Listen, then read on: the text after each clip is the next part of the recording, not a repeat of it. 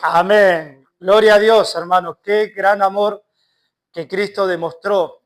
No solo lo habló al amor, sino que lo demostró en la cruz. Tomen asiento, por favor. ¿Cuánto nos falta a nosotros que nuestras palabras coincidan con nuestras acciones, ¿no? Continuamente, pero cada vez estamos más cerca. No buscamos ser perfectos solamente para tener un logro personal, sino para hacer al bien al prójimo, para adorar a Dios, para que nuestras palabras coincidan con nuestras actitudes. Hermanos, abramos la palabra de Dios en este capítulo precioso que es el capítulo 18 de Mateo, obviamente. Estamos predicando Mateo. Se me hace larga la iglesia hoy. Qué lástima que no se viene un poquito más acá, porque hay un montón de asientos aquí, pero es como que están muy al fondo. Está bien. ¿Me escuchan allá, Noemí? ¿Me escuchás? ¿Se escucha bien, Noemí? ¿Se escucha bien, Fede? Bueno, gloria a Dios.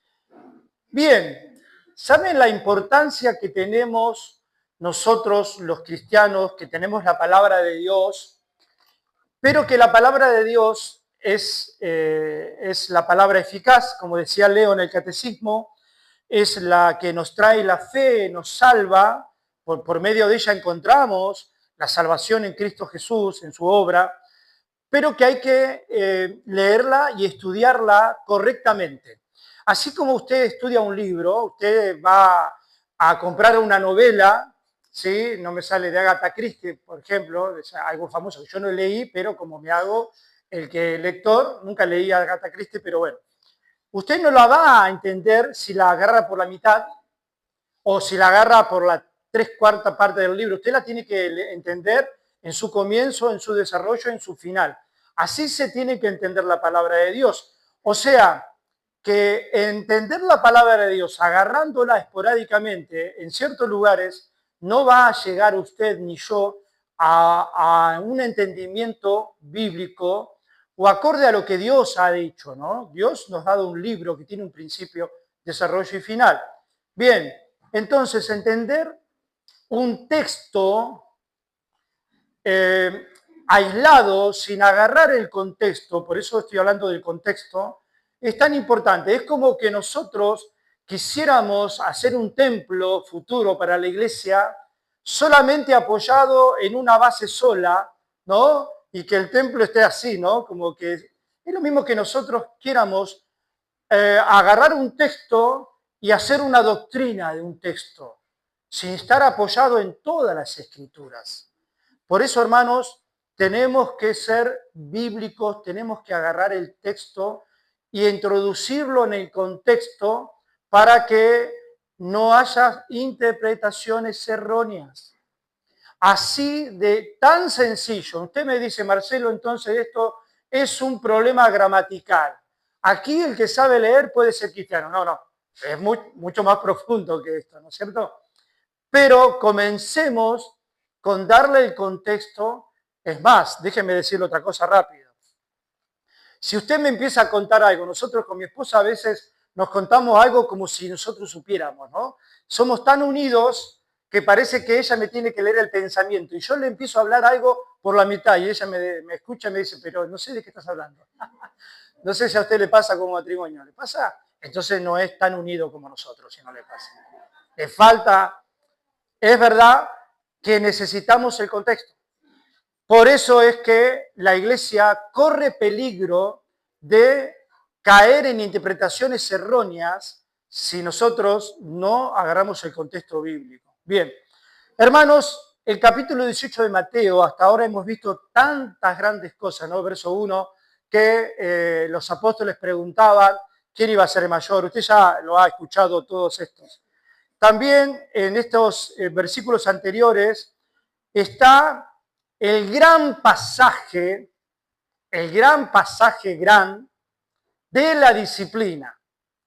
Ahora alguno va a pensar, yo en la iglesia que iba nunca había escuchado de hablar de disciplina, acá ya me quieren disciplinar apenas llego. No, no es así, Pero la Biblia misma habla de algo tan importante.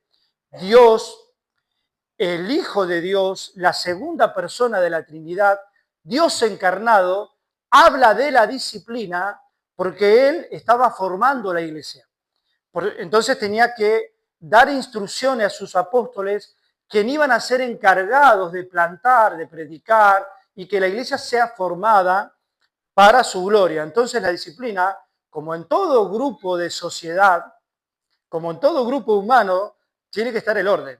La disciplina tiene que estar. ¿Y por qué nosotros predicamos la disciplina? Porque nos tocó en el libro, porque nosotros lo estamos predicando de hace años a este libro y ahora nos toca la disciplina. Es por eso y nada más que por eso.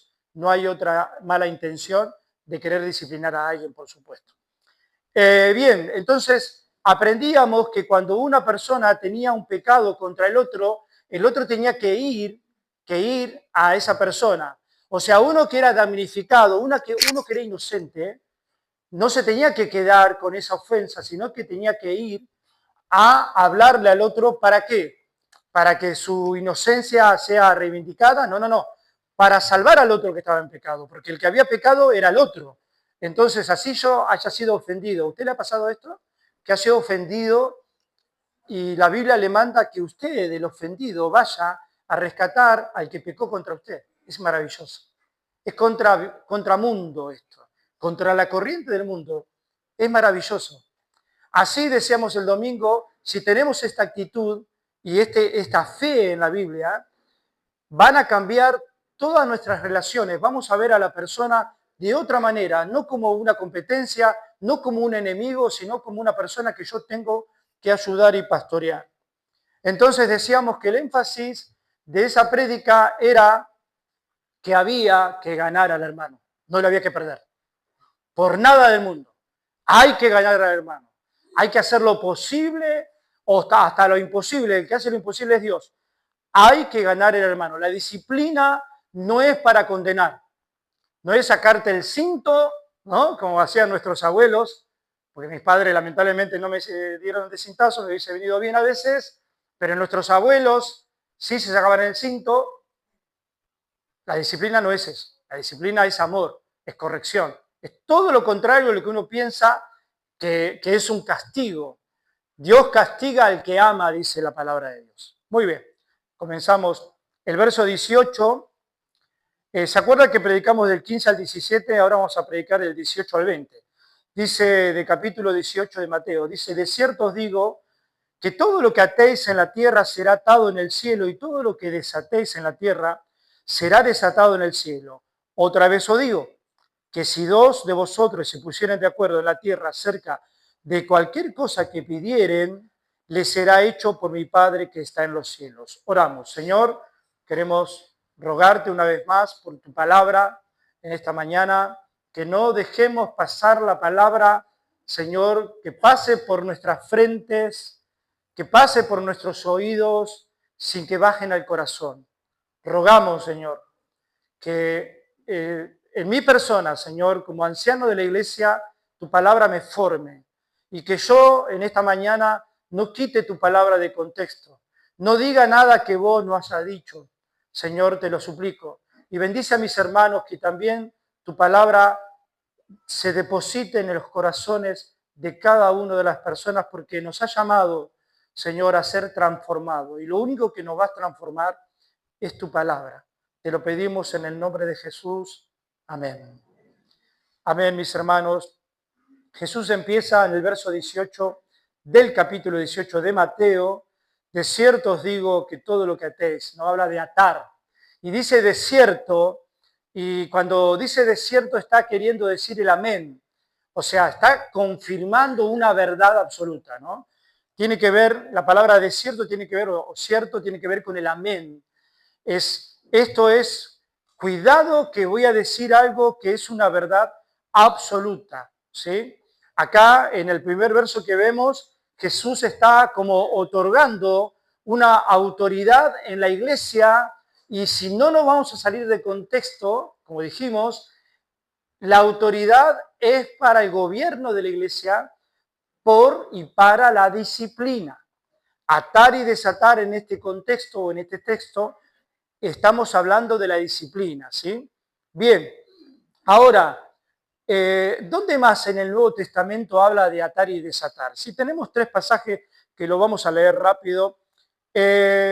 Mateo 16, 19, venga conmigo, por favor. Mateo 16, 19, la llave, ¿no? La promesa de las llaves. Ese texto, la Iglesia Católica ha agarrado ese texto como que cuando Jesús, bueno, vamos a leerlo, ¿no? Jesús le dice a Pedro, no sé si yo lo estoy leyendo medio parafraseando el texto acá, Jesús le dice a Pedro, y a ti te daré las llaves del reino de los cielos, y todo lo que atares en la tierra será atado en los cielos, y todo lo que desatares en la tierra será desatado en los cielos. La Iglesia Católica agarró este texto y dijo, bueno, ¿vieron que hay un linaje de papas? Pedro fue el primer papa porque Cristo le dio la llave del reino. O sea que Pedro tiene las llaves del reino, por lo tanto, el sucesor de Pedro también tiene que ser un papa, y así la Iglesia, ¿no?, con su dogma y con todas sus tradiciones, formaron una doctrina que no la vemos, lo digo con todo respeto, no lo vemos en la Biblia esto, ¿no? Cristo estaba diciendo otra cosa.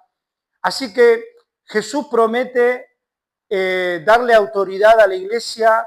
¿Y qué representa con una llave? Es muy importante porque hoy vemos el tema de las llaves, ¿no? Hay un libro muy bueno que creo que se llama Houghton, hace 300 años escrito, un bautista, hizo un libro que se llama Las llaves del reino. Es muy bueno que usted lo pueda leer.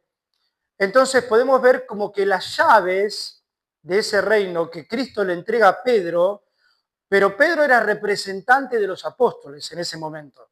No era que Pedro era elegido, era como un representante, que era el representante de los apóstoles y más tarde de la iglesia. O sea, que la llave del reino, hoy, ¿quién la tiene? ¿El pastor? Diga que no, por favor, aunque sea hágame el favor. No, yo no tengo la llave del reino. Lo tenemos toda la iglesia en el mundo. Y en particular, y usted no se puede congregar en todas las iglesias del mundo, ni yo tampoco, no somos omnipresentes, tenemos que tener una iglesia local y ahí usted va a ejercer la autoridad de las llaves, ¿sí? ¿Qué tiene que ver con atar? Cuando abrimos es desatar, cuando cerramos, hay un cerrajero que nos explique esto, cuando cerramos es atar. Cuando abrimos es liberar, cuando cerramos es prohibir, ¿sí? Tiene que ver con eso. Bien, entonces Jesús nos da la autoridad, pero obviamente para que le representemos a Él. Y se la da a los apóstoles, y dice Efesios 2, 19 y 20, yo se lo leo, dice, o creo que solamente el 20, edificados sobre el fundamento de los apóstoles y los profetas, ¿sí? La iglesia tenía que ser edificada sobre el fundamento, sobre la prédica de los apóstoles y los profetas, ¿sí? Y dice que ahí hay una base que los apóstoles hicieron, pero que la piedra principal, dice Efesios, es el ángulo que viene a sostener todo, es Jesucristo mismo. No hay otro, no hay ángeles, no hay hombres, no hay megas iglesias que por más representantes que sean, no.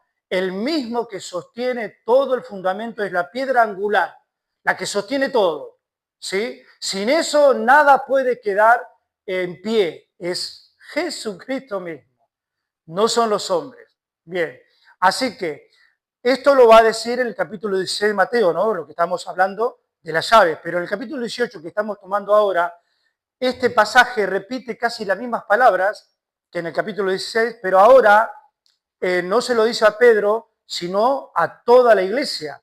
De cierto os digo que todo lo que atéis, se lo está diciendo a sus discípulos, a todos, en la tierra será atado en el cielo y todo lo que desatéis en la tierra será desatado en los cielos. Por lo tanto, ya podemos correr la idea que Pedro era el sumo pontífice, el papa, el único. No, es para todos. Tenemos la autoridad. Ahora, quiero que ustedes entiendan algo, por favor.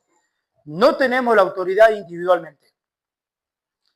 Nunca nosotros los cristianos podemos irnos de aquí a plantar una iglesia porque se nos ocurre.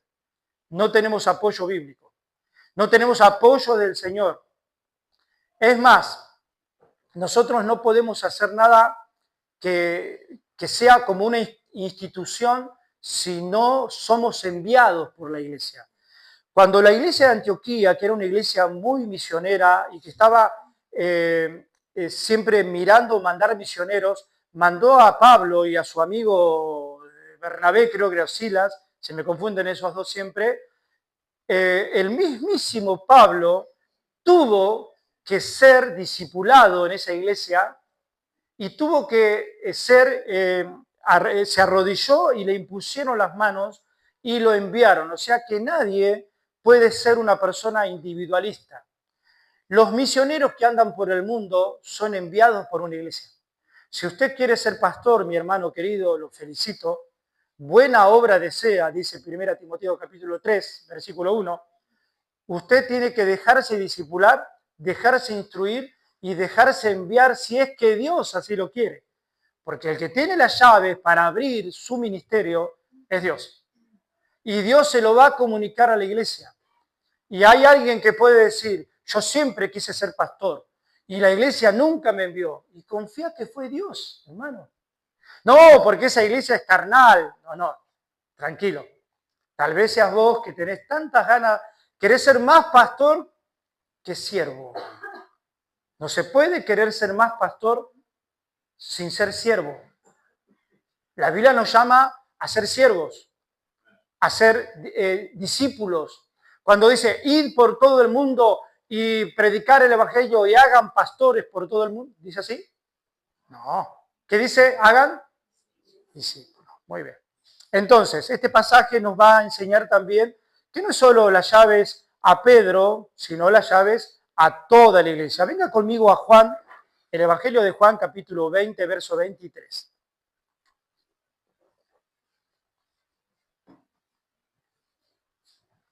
Entonces, aquí no entienda que la iglesia está imponiendo algo a Dios por el texto, ¿no? La iglesia impone algo a Dios, no, para nada, ¿no? Es Cristo el que impone a la iglesia, ¿sí? Muy bien, dice Juan 20, 23.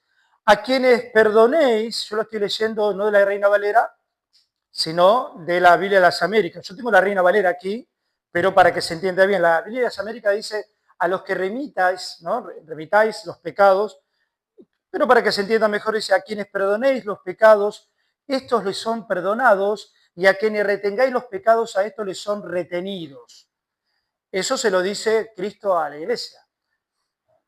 Se da cuenta que hay tres textos en la Biblia, en el Nuevo Testamento, en el Nuevo Pacto, que Dios nos da una autoridad que parecería absoluta, que nosotros parecemos el Papa Católico que perdona a las personas. No es así para nada, al contrario, no está queriendo, o sea, Jesús está diciendo que Él nos da autoridad no para perdonar pecados, ni para condenar gente. Nosotros no tenemos autoridad para condenar gente, sino la realidad es que nosotros podemos discernir a quién el Señor haya perdonado.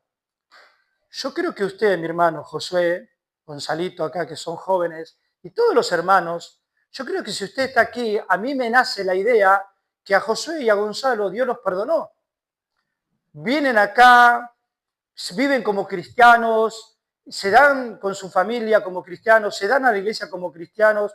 La iglesia puede confirmar la salvación de Gonzalo y de Josué. Simplemente tan práctico y tan sencillo como esto.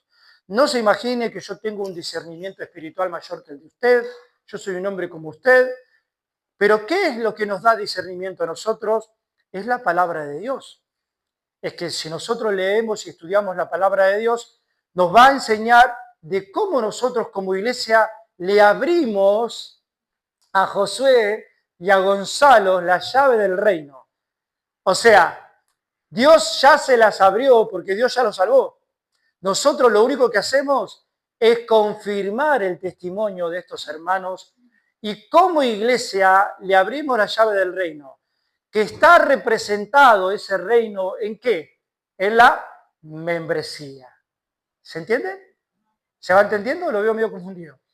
En la membresía. Usted viene, usted es nuevo aquí, viene, lo conocemos, nos conoce, conocemos que usted es piadoso, se comporta como un cristiano, no es perfecto, porque yo tampoco soy perfecto, no exijamos perfección cuando uno no es perfecto, es más, Dios por eso entregó a su Hijo Jesucristo a morir por nosotros, porque jamás nosotros podríamos salvarnos por nuestras propias bondades, entonces lo recibimos, hermanos, y ahí nosotros, en un momento, la iglesia se reúne en la asamblea y dice, fulano de tal hace un año que está con nosotros, hace 10 meses, hace 12 meses, y lo vemos como un cristiano verdadero, le abrimos la llave de nuestra iglesia local y viene a la membresía y ahí trabaja con nosotros y adoramos a Dios. Y antes que, Marcelo, antes que no es cristiano, sí, nosotros lo sabemos, Dios lo sabe, pero nosotros podemos confirmar o no por la guía de Dios.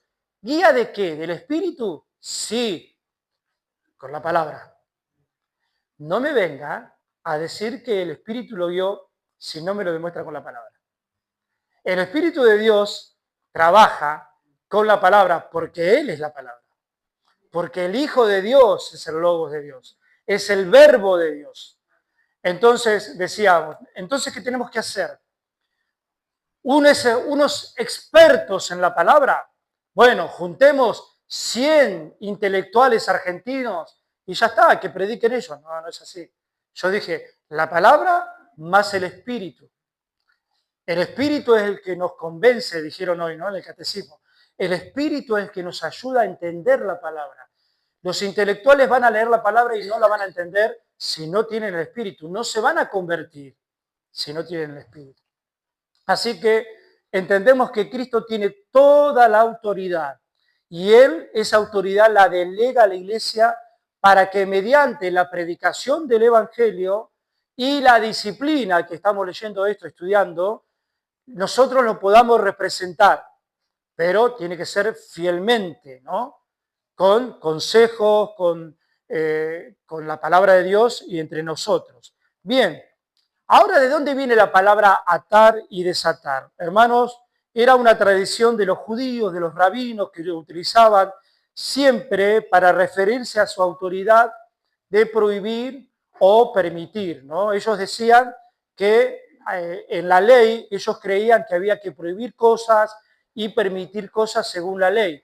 Cristo, esto de atar y desatar, lo trajo hace 2000 años de una forma mucho más excelente, mucho más piadosa y santa. Entonces, la trajo porque era una palabra muy conocida por los apóstoles.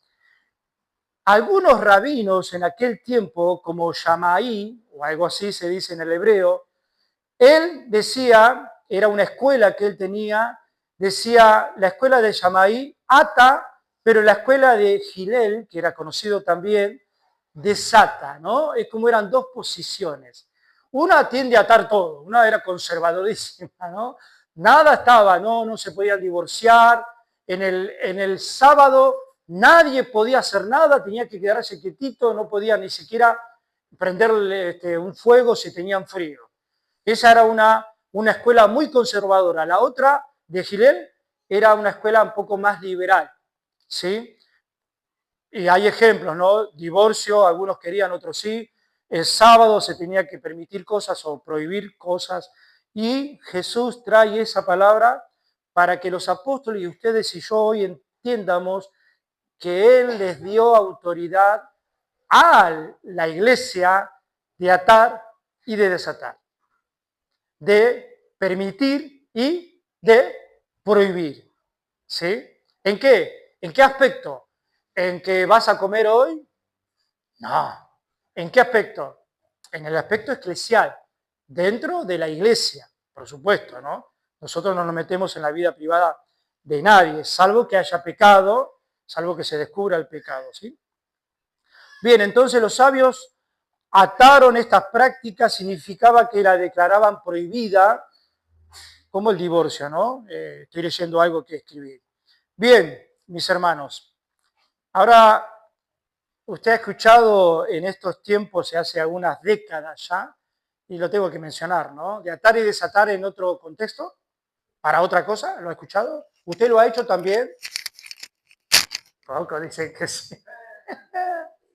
Primero, cuando le hice la primera pregunta, dijeron que sí, he escuchado. ¿Pero usted lo ha hecho?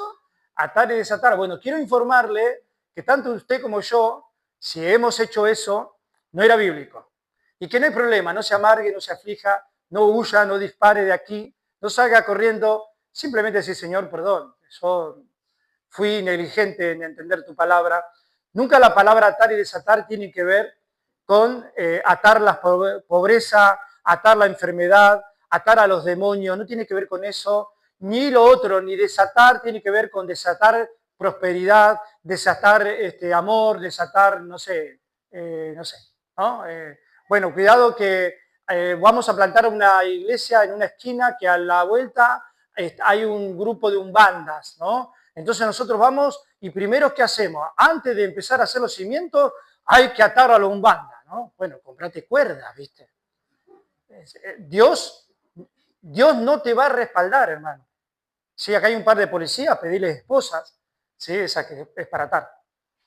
Dios no te va a respaldar si vos atás a nadie. Vos y yo no podemos atar al diablo. ¿De dónde dice la Biblia que podemos atar al diablo? En ningún lado. ¿Sabés quién ató al diablo? Cristo muriendo en la cruz. Vos y yo vamos a morir en la cruz para atar al diablo. ¿Podemos morir en la cruz? Podemos. Lo que no podemos atar al diablo.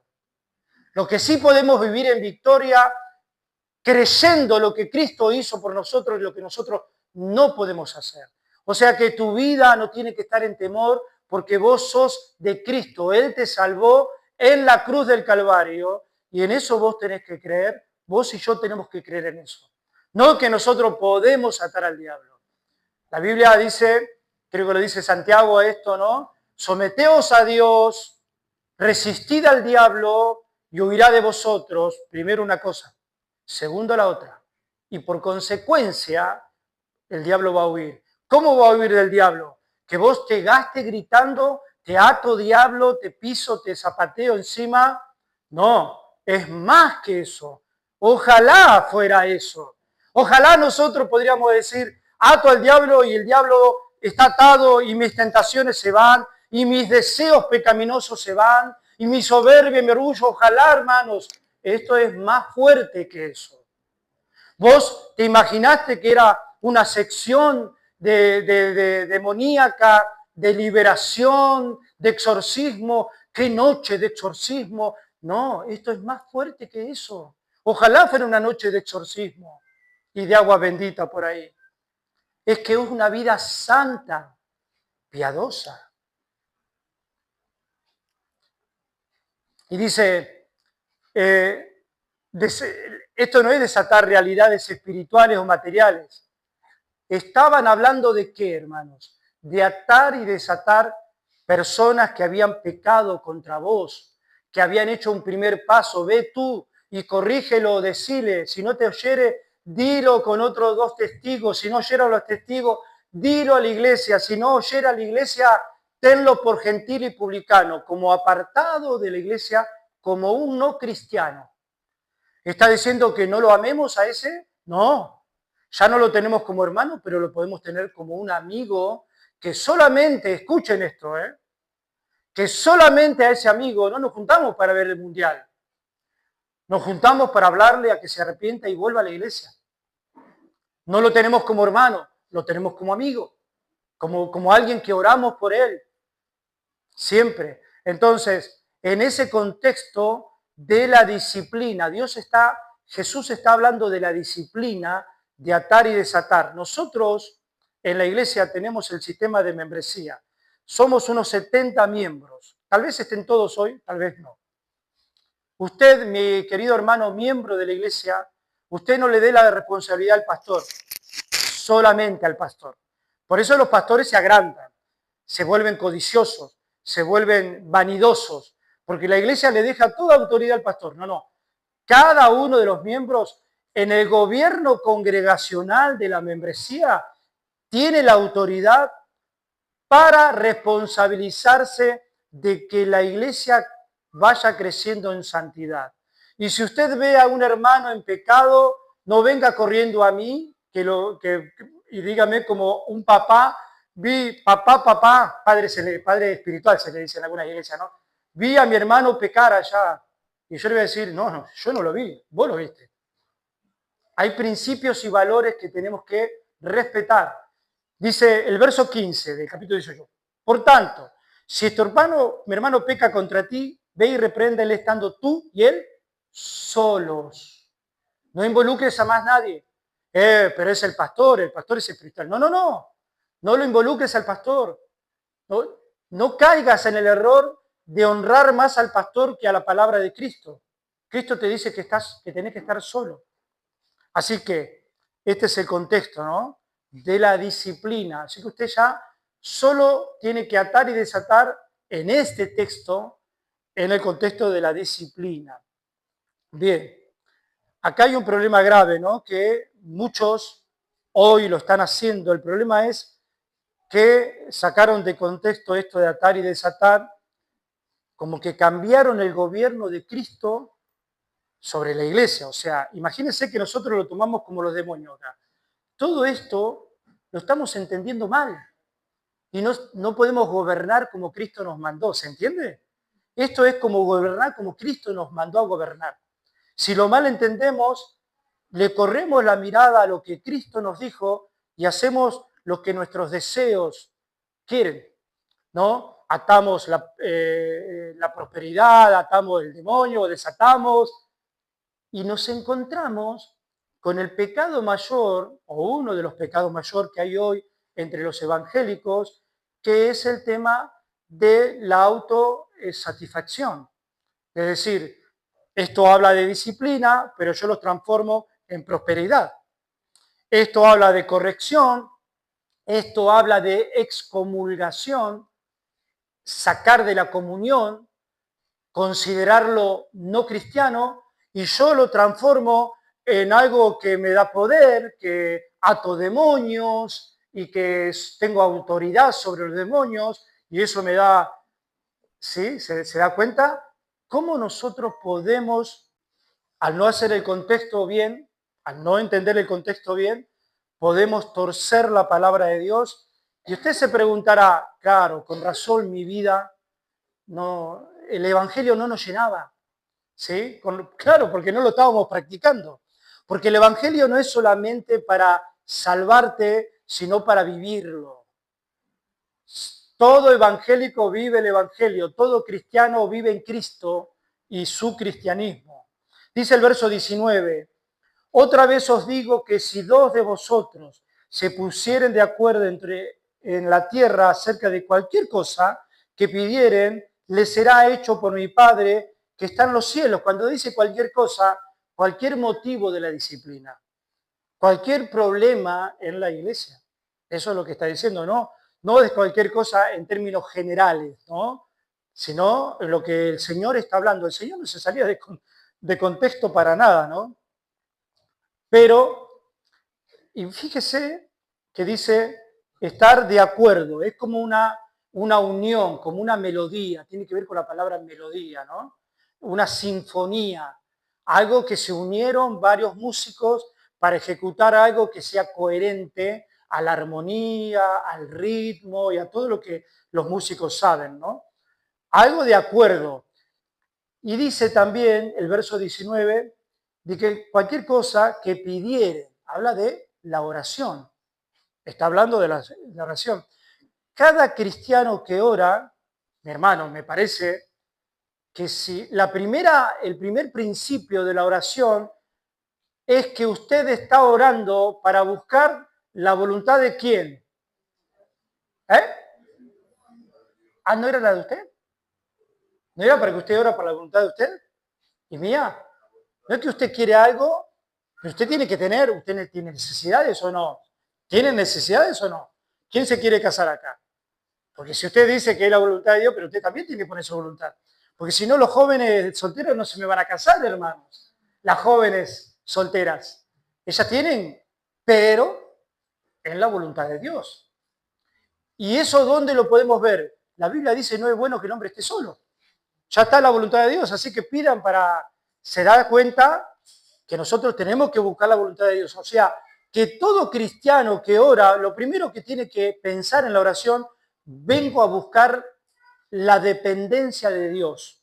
Yo vengo, Señor, mirá, Señor, necesito un 0 kilómetro, ¿sí? Porque sí, algunos podemos necesitar 0 kilómetros para viajar, porque trabajamos o porque, no sé, pero no sé si es tu voluntad.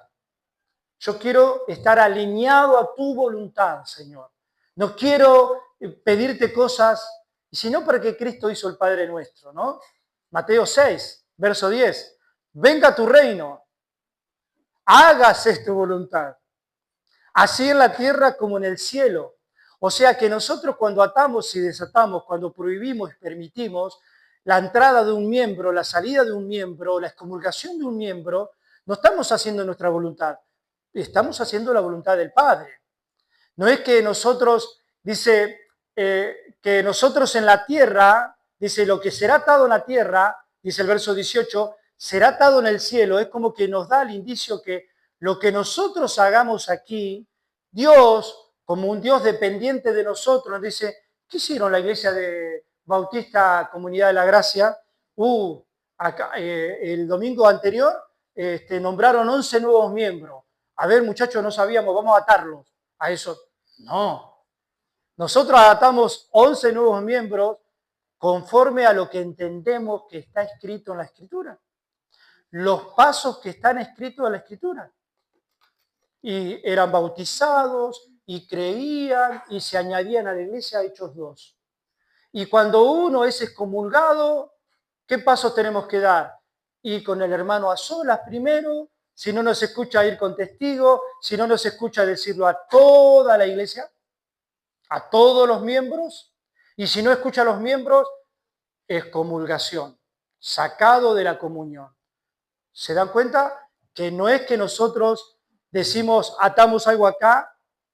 Hay gente que piensa que tiene la autoridad de atar algo acá sin ser la voluntad de Dios. Y usted me dirá, Marcelo, ¿cómo sabemos que es la voluntad de Dios? Otra vez le digo, porque nos conducimos por la palabra. Ah, y entonces había que leer bien la palabra. Claro. Pero eso no es muy frío, no es solamente meramente intelectual. No, la palabra con el Espíritu. El Espíritu nos guía a toda verdad. La palabra de Dios. Así que hágase tu voluntad, así en la tierra como en el cielo. ¿Sí? En el cielo ya está, baja del cielo a nosotros. Ahora también dice el verso 19, si ustedes se pusieran de acuerdo, ¿no? Les decíamos hoy sonar juntos, sinfonía. De cualquier cosa que pidamos, ponerse de acuerdo no significa que dos creyentes vengan y se unan y hagan lo que a ellos se les ocurra, no tiene nada que ver con eso, era con la disciplina. Y para demostrarle este texto, venga a Juan, Evangelio de Juan, capítulo 15.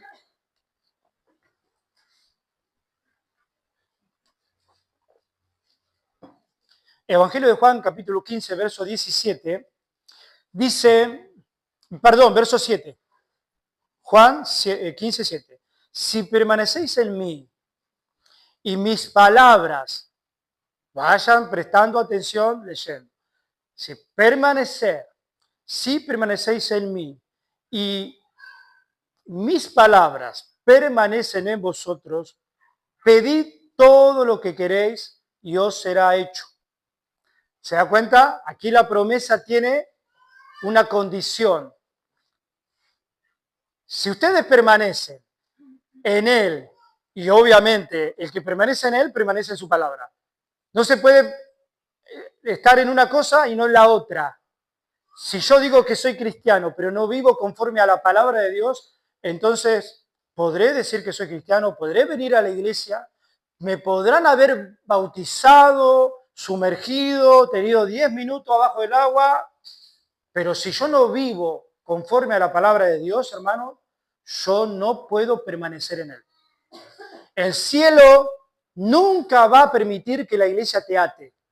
Y si por esas cosas de la vida la iglesia te ató a la membresía, permitió que seas miembro, porque nosotros somos terrenales, por eso dice la tierra, aquí en lo terrenal, un momento el cielo va actuar. Y la persona va a empezar a actuar como un impío, porque no era creyente.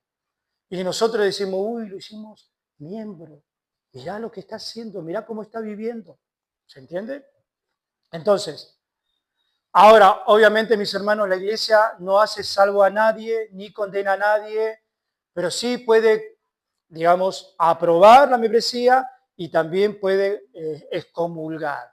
Acá dice en el cielo, ¿no? La palabra cielo se repite varias veces en el Mateo 18 y hay que prestarle atención, ¿no? El cielo es el trono de Dios. El cielo no va a permitir una injusticia de la iglesia, como recién decía, ¿no? Por supuesto que no.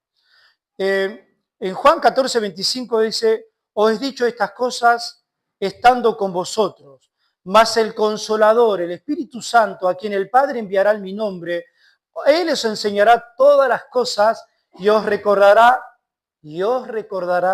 todas las cosas que os he dicho. ¿Se da cuenta? Se da cuenta que no nos manejamos como nosotros queremos, sino que es el Señor que nos va, el Espíritu Santo que nos va recordando las palabras del Señor. Hermanos, supongamos que tenemos un miembro que vive en pecado, ¿no? Y después de seguir los pasos de Mateo, se niega a arrepentirse. Entonces, ¿qué hacemos? Le quitamos la membresía y ya no lo consideramos un hermano, como reaprendimos. Ahora, ¿la iglesia lo convierte en un incrédulo? Si hay un hermano en la membresía que persiste en el pecado, hacemos los pasos de Mateo 18 como nuestro Señor nos mandó, lo sacamos de la membresía, ¿la iglesia lo convierte en un incrédulo? No. ¿Se acuerda que nosotros, es decir, la iglesia me sacó de la comunión, ahora me deja desamparado? No, es que nosotros creíamos que era un cristiano, pero no era. Hay casos, mis hermanos, que la iglesia puede excomulgar en asamblea a alguien, porque ya hizo todo, pero esa persona se puede seguir congregando sin ningún problema. Cuidado con esto, cuidado con pasar, porque yo sé que mis palabras pueden sonar palabras de desamor, de legalismo, pero yo estoy diciendo lo que la Biblia dice. Estoy enseñando lo que yo creo que el contexto nos enseña, que el texto nos enseña. Ahora, muchos miembros que son excomulgados, sacados de la comunión, pueden seguir congregándose y porque ellos dicen, mira, yo entiendo que yo no tuve la culpa, pero tal vez haya la confusión, me sigo congregando, ayúdenme a entender, eso es humildad. Y la persona, más adelante, podemos encontrar que realmente estaba confundida y dice, ahora sí me arrepiento. Acá ha habido testimonio de hermanos preciosos que se han ido y han vuelto, han dicho, nos equivocamos nosotros. ¿Y qué le hicimos nosotros? Bueno, ahora no entre, ¡pum! Cerrarle la puerta antes que entre. No. Si el Señor nos vino a rescatar y dio su vida por mí, ¿cómo yo no voy a solamente a recibir un hermano que estaba en pecado, que estaba confundido? ¿Quién sabe qué, no? O sea, la iglesia no convierte a incrédulo a nadie. Y la iglesia no convierte en creyente a nadie. Esas son cosas de Dios, no mías. Obviamente Dios no convierte en incrédulo a nadie tampoco. Él quiere que todos vengan al arrepentimiento y a la fe. ¿Sí? Ahora, lo que hace es reconocer públicamente lo que Dios ya sabe. Eso es lo que hace la iglesia. Esa persona, por su rebeldía, persiste, no está viviendo como un cristiano. ¿Entiende? Esto aplica acá en el texto, tranquilamente lo podemos decir. Ahora, la iglesia no puede actuar según sus preferencias y emociones. Y acá yo creo que acá adentro hay alguien que alguna vez criticó porque se le disciplinó a alguien por preferencias y emociones. Es como nombrar un miembro, ¿no? Yo traigo a, no sé, a una tía mía, y como es mi tía, y ella no vive como cristiana, pero como es mi tía, yo quiero que el pastor y la iglesia lo haga miembro. No. Vos sabés que tu Dios está en los cielos, que mandó a su Hijo Jesucristo a morir por tus miserables, horribles pecados, los tuyos y los míos. Acá no hay lugar para preferencia. Marcelo, no tenés amor, estás hablando, no veo amor en tus palabras. Y tal vez podés ver amor en la palabra de Dios. En mis palabras, al amar la palabra de Dios. ¿Vos querés que yo te ame como pastor, como anciano, simplemente por preferencia, por emociones? ¿O que te ame a través de la palabra de Dios? ¿Qué te conviene a vos? ¿Sabés qué me conviene a mí? Que vos me ames por la palabra de Dios. Que cuando yo peque, la palabra de Dios te dice reprendelo, exhortalo. No te dice que me pegues una cachetada, por las dudas, ¿no? Que cuando yo haga algo bueno o que me veas un ministerio, que me pongas donde Dios te mandó que me pongas. A mí y a todos ustedes. ¿Se entiende? Entonces, acá no están las preferencias ni las emociones. Debemos actuar conforme a lo que Cristo nos dejó. Venga conmigo a Timoteo y esta es la última que le pido que venga, ¿sí? Himeneo y Alejandro, ¿le suena? Primera Timoteo 1, 19 al 20, y después vuelva a Mateo 18. Dice Himeneo y Alejandro, manteniendo la fe y buena conciencia, dice Pablo a Timoteo, desechando, o sea, manteniendo la fe y la buena conciencia, desechando la cual naufragaron en cuanto a la fe algunos, de los cuales son Himeneo y Alejandro, a quienes entregué a Satanás para que aprenda a no blasfemar. Había un grupo de hermanos que estaban apostatando de la fe cristiana y de los principios bíblicos, y Pablo entregó, y los cabecillas eran Himeneo y Alejandro. Y ellos estaban naufragando de la fe, ¿qué quiere decir? Naufragaban de la palabra de Dios y estaban inventando cosas nuevas. Y ellos blasfemaban de la fe y la palabra de Dios porque sacaban de contexto los textos. Y hacían a decir a la palabra lo que la palabra no decía, mis hermanos. Entonces, nosotros tenemos que tener cuidado con eso. Entonces, acá está hablando a dos hermanos, a dos personas que persistían en un pecado doctrinal. No estaban abrazando la doctrina bíblica en su contexto, la estaban sacando. Y acá dice, los entregué a Satanás. ¿Qué es eso? Es la excomulgación, no se asuste. Usted manténgase firme. ¿Sabe que también esta palabra es para que nosotros temamos? ¿Sabe que en el siglo, o sea, no solamente con Pablo, sino en el siglo XVI con Lutero, un excomulgado era una persona desterrado? En el tiempo de Pablo, un excomulgado era una persona desterrado, porque en cada iglesia, ahí en la iglesia de Timoteo, la iglesia de Éfeso, en la región de Éfeso, en la ciudad de Éfeso, un excomulgado no sabía dónde ir, andaba como errante por la vida, no tenía, nosotros, usted se va aquí y aquí se va a otra iglesia, se va a la iglesia de la esquina que le queda cerquita. Usted se va aquí y sabe qué hace, se va renegado o no, y se planta una iglesia. Dice, yo ya no voy a ir a una iglesia, yo la voy a plantar. Yo voy a ser el pastor. La hacen fácil ahora. En el tiempo de Lutero, a Lutero, el emperador o el papa o el obispo de Alemania, de Wittenberg, le pidió 60 días para que se retracte. Y uno que se declaraba en rebeldía contra el papa, miren las cosas que tenía, yo creo que la anoté acá, ¿no? Sí, si alguien le debía una deuda, esa persona no se la pagaba y no tenía derecho a pagársela porque él era un excomulgado. Si tenía un trabajo, lo echaban del trabajo, pero era un excomulgado. No tenía dónde ir.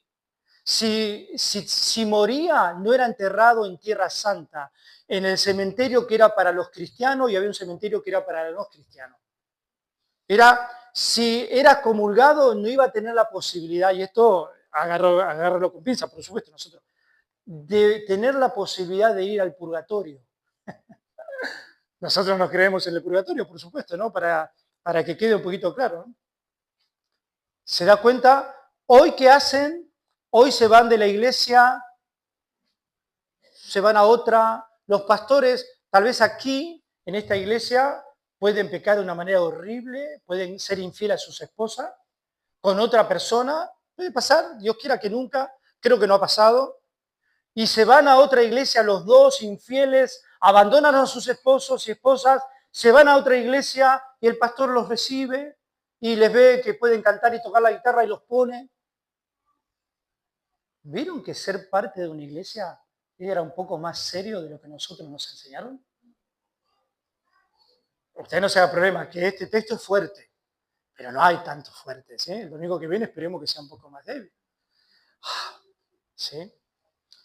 Hoy los excomulgados se van, puse yo, ¿no? Los pastores no averiguan nada, pero dice la palabra de Dios, mi Padre que está en los cielos, verso 19, dice, le será hecho por mi Padre que está en los cielos. Aquí obviamente resalta la soberanía, la autoridad del trono de Dios y nos hace ver la reconciliación de Cristo en la cruz, que Él muriendo en la cruz nos abrió el lugar santísimo. Entonces entendemos que nuestro Padre, que está en los cielos, no es un ente lejano, sino es cercano. O sea, no tenemos excusa, iglesia. Algo nos pasa, recuerden que el Padre está atento a nuestras oraciones. Amén. Hay un problema en la iglesia, siempre hay problemas en la iglesia. Más multitudinaria la iglesia, más problemas. La iglesia chica, problemas chicos, no sé, no. Ya estuve en la iglesia chica, no hay problemas chicos. Retiro lo dicho. Hermanos, Cristo bajó el cielo o el reino de Dios a la tierra. Usted cuando tenga algún problema, a usted le pasa algo, usted está confundido con algo, por favor recuerde que el Señor y su palabra, no saque a la palabra, porque no me diga después, nosotros oramos un montón, y oramos, ¿y la palabra dónde la dejaste? No podés dejar la oración y la palabra van juntas, si no, no sabés cómo orar. Dice 1 Pedro 3:12, porque los ojos del Señor están sobre los justos y sus oídos atentos a sus oraciones. Dale, no le busqué la vuelta, estás confundido, orá y lee la palabra y busca ayuda. Porque los ojos de los justos los ojos del Señor están sobre los justos y sus oídos atentos a sus oraciones, pero el rostro del Señor está contra aquellos que hacen el mal. ¿Quién hacen el mal? Los que no viven por la palabra. Ellos hacen el mal. A ver, verso 20 terminamos. Dice, porque donde están 2 o 3 congregados en mi nombre, allí estoy yo en medio de esto. Esto no lo voy a explicar mucho, no tiene mucha explicación, o en este momento no puedo dar, ¿no? Acá lo que Jesús está diciendo, que no es que hagan falta 2 o 3 para que Él esté. No, no. Porque, no sé, se me sale, José estaba en el reino pagano y Dios estaba con él. Y José estaba solito. ¿Se entiende? Hay que entender las escrituras en su contexto. La idea aquí es que Él está presente cuando hay una necesidad y que cuando hay 2 o 3 reunidos en su nombre, si nosotros tomamos el contexto, vamos a ver que los testigos que atestiguaran frente a ese culpable eran 2, mínimo. ¿Se da cuenta? Donde hay 2 o 3 reunidos. Y no tome a este texto como que, bueno, yo me junto con otro hermano que tenemos más o menos el mismo sentir y nos vamos a plantar una iglesia. No lo haga así porque no tiene que ver eso, ¿no? Usted siempre tómelo en el contexto, mis hermanos. Bien, vamos a un par de aplicaciones. Una iglesia sana, como decíamos hoy, no ignora el pecado, sino que busca con humildad y amor poder restaurar al hermano y ganarlo. No es cuestión del pastor solo, téngalo presente. Si hay un hermano que está en pecado aquí, o hay un hermano, no sé, que tiene algún problema, no lo mira el pastor como único responsable. Sí, el pastor puede ser el mayor responsable, pero después puede haber responsabilititos. ¿Sí? El mayor responsable puede ser el pastor, porque el pastor tiene que tener discernimiento de sus ovejas, que son las ovejas del Señor, pero después todos somos responsables. Y la responsabilidad no es primero disciplinar al hermano, sino que es ganarlo. Usted no diga ahí, lo vi en pecado el hermano, ahí por la calle, en borracho, o no sea que haciendo, ya le va a caer la disciplina de lo alto. No, ¿cómo hago para restaurar al hermano? Menos mal que lo dije, hermano, porque te iba a estar cortando cabeza todo el día. No, usted tiene que pensar cuando su esposa se enoja, varón. ¿Qué piensa usted? Qué sensible, está tan sensible últimamente. No, tiene que ser, bueno, se está enojando mucho, se ve que yo no estoy orando por ella, se ve que yo no estoy creciendo, porque yo le doy mi esposa cuando la miro tiembla, yo le doy un consejo. Yo por años no crecía y mi esposa tampoco. Y yo me quejaba que ella no crecía y ella se quejaba que yo no crecía. O sea, nos quejábamos del carácter, no teníamos la luz de decir, ay, no crece para que yo crezca. No decíamos eso porque no lo entendíamos. Cuando yo empecé a crecer, aunque usted no se dé cuenta, mi esposa empezó a crecer, aunque usted tampoco se dé cuenta. Y yo le digo, doy fe que mi esposa está creciendo porque yo vivo con ella, no usted.